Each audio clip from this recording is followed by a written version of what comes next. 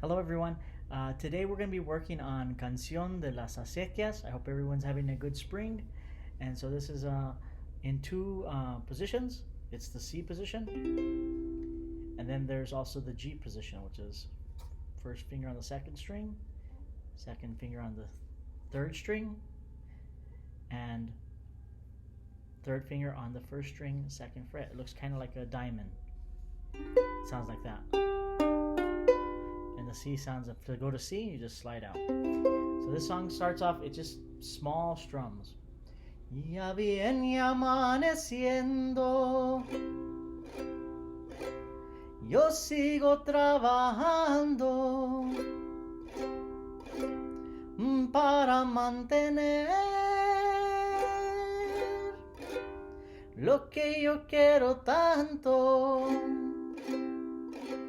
Ya vamos a la acequia van todos. Agarra ya la pala para limpiar el bordo. Agarra ya la pala para limpiar el bordo.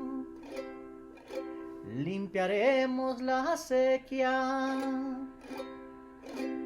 para traer el agua en la primavera.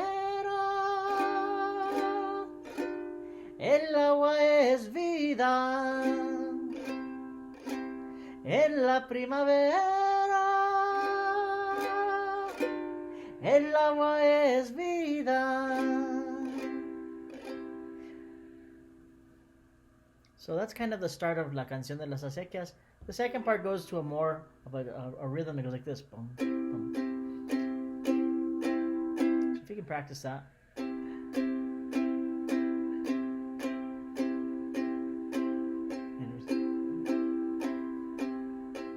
Preparemos el jardín, las semillas sembramos de frijol, maíz y chile, y luego las regamos de frijol, maíz y chile, y luego las regamos.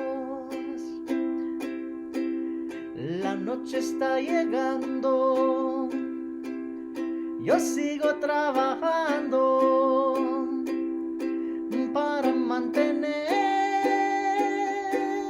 lo que yo quiero tanto, para mantener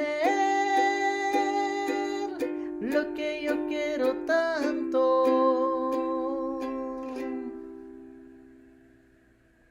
Canción de las acequias.